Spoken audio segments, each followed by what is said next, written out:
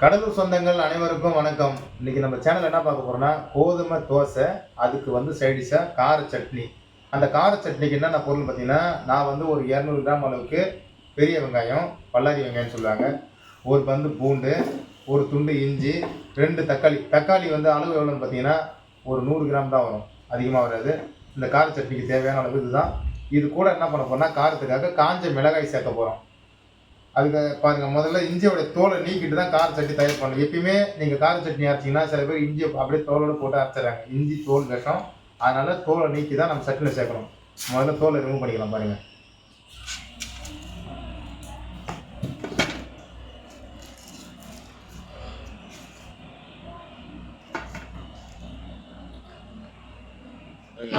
இஞ்சி தோலை இது போல் அருவமனையில் கையை அரிஞ்சிக்காமல் பக்குவமாக இந்த அருவமனையில் இந்த மாதிரி அரிஞ்சிங்கன்னா அழகாக தோல் எட்ட வந்துடும்.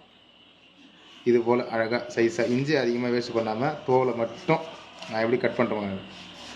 அருவமனை ஷார்ப்பான அருவமனை இருந்ததுன்னா தோல் மட்டும் எட்ட அழகாக இது போல் செரிக்கலாம். ஏன்னா இஞ்சியில் வந்து நிறைய பேர் சொல்லியிருக்காங்க, சித்தா மருத்துவம் சொல்லியிருக்காங்க, இஞ்சி தோல் வந்து விஷம், அதனால் இஞ்சி தோலை நீக்கிட்டு தான் சாப்பிட்ணுன்னு சொல்லி பல தடவை பல பேர் சொல்லியிருக்காங்க. அதனால் அதை நாமளும் ஃபாலோ பண்ணுறோம். வீடியோ பார்க்குற நீங்களும் ஃபாலோ பண்ணுங்கள். ஏன்னா நம்ம ஆரோக்கியமாக இருந்தால் தான் கொஞ்சம் வயசுக்கு இருக்கலாம். இது போல் தோலை முதல்ல எடுத்துகிட்டு, ஏன்னா ரொம்ப பேர் இஞ்சியை வந்து தோலை எடுக்கிறதே கிடையாது. அர்ஜென்ட்டுக்கு அப்படியே அரைஞ்சி போட்டு அப்படியே சட்னி வந்து அரைக்க ஆரம்பிச்சிடறாங்க. அது ரொம்ப தப்பு. அதில் தான் நான் என்னுடைய வீடியோவில் தெளிவாக சொல்கிறேன்.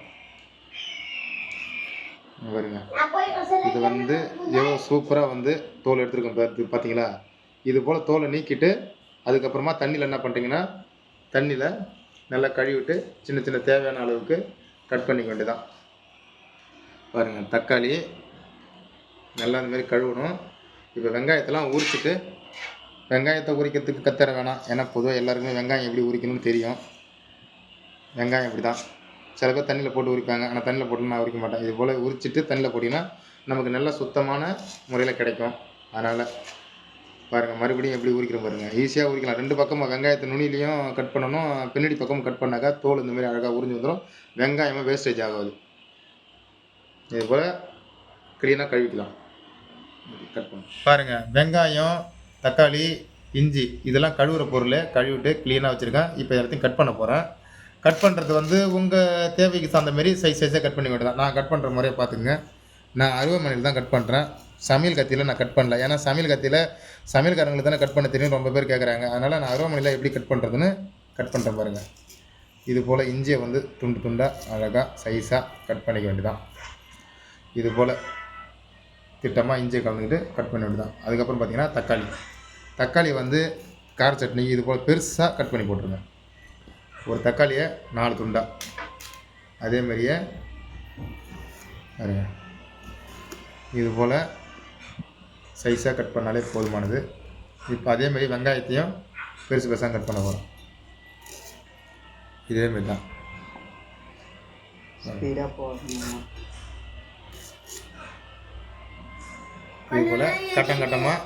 இது போல் கட்டங்கட்டமாக எடுத்துக்கலாம்.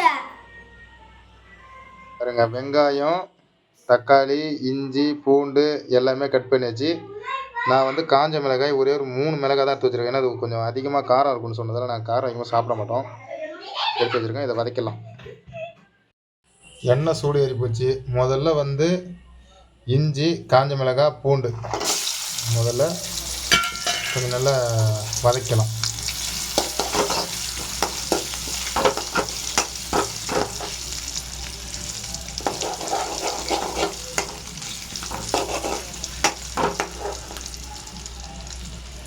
நல்லா கொஞ்சம் செவர வதங்கட்டும். அப்புறம் இங்கே தக்காளியும் வெங்காயம் போட்டு வதக்கலாம்.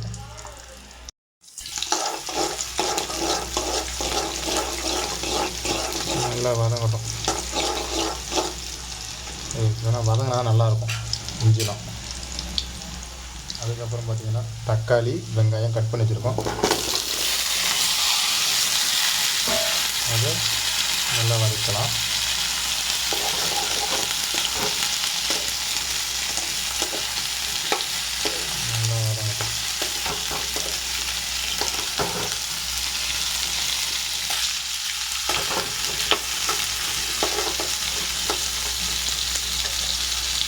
வதங்கும் போது கல் உப்பு தேவையான அளவு.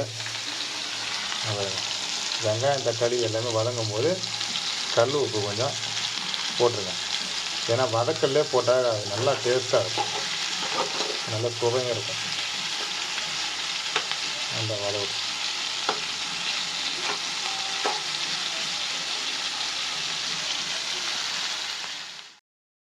இதுபோல் ஒரு பெரிய பாத்திரத்தில் கொட்டி நல்லா ஆற வச்ச பிறகு அதுக்கப்புறமா நல்லா மைய அரைச்சிக்கலாம். ஏன்னா கார சட்னியை பொறுத்தளவுக்கு வதக்கின பிறகு நல்லா ஆற வச்சா தான் அது நல்லாயிருக்கும்.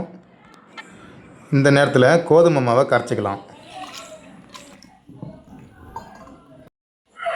கோதுமை மாவு அளவு எவ்வளோன்னு பார்த்தீங்கன்னா, நான் 1 கிலோ மாவு, நாங்கள் ஒரு 4-5 பேர் சாப்பிட்ற அளவுக்கு. இதை வந்து மாவில் 1 கிலோ மாவில் தண்ணி ஊற்றி கையால் தான் கரைக்கணும். ஏன்னா அப்போ தான் கட்டி முட்டில கரையும். நான் வந்து கரைச்சிட்டு அப்புறம் லாஸ்ட்டாக ஃபைனலாக வந்து சால்ட் உப்பு திட்டமாக போட்டு கரண்டியில் கலக்கிறேன் பாருங்கள். கையால் கலக்கினீங்கன்னா கையால் கலக்கி விடும்போது நல்லா திப்பி இல்லாத நல்லா அழகாக கரைஞ்சி வரும்.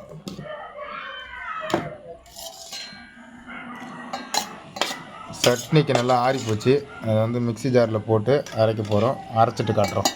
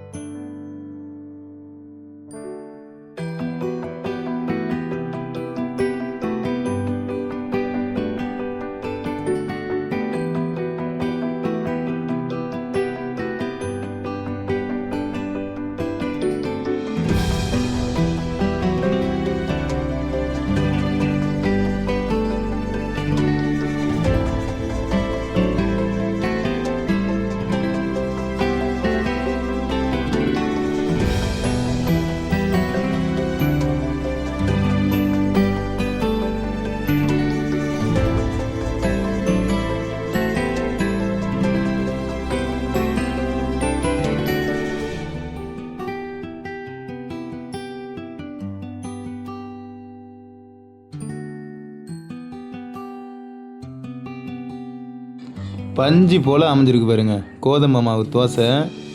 உண்மையாலுமே நல்லா அட்டகாசமாக இருக்குது. இதுக்கு கார சட்னி அல்டிமேட்டு, சொல்லவே வேணல. இதை நான் 2 டேஸ்ட் பண்ணிவிட்டு தான் சொல்கிறேன். அவ்வளோ சூப்பராக இருந்தது. உங்கள் வீட்லேயும் ட்ரை பண்ணி பாருங்கள். இதோடைய அவுட்புட் எப்படி வந்ததுன்னு எனக்கு கொஞ்சம் சொல்லுங்கள். பாருங்க தோசை வந்து நல்லா பஞ்சு பஞ்சாக அருமையாக இருந்தது. சாப்பிட்டுக்கிட்டே இருக்கலாம் போல். இதுபோல் சுவாரஸ்யமான வீடியோ அடுத்த வீடியோவில் பார்த்துக்கலாம். பாய்.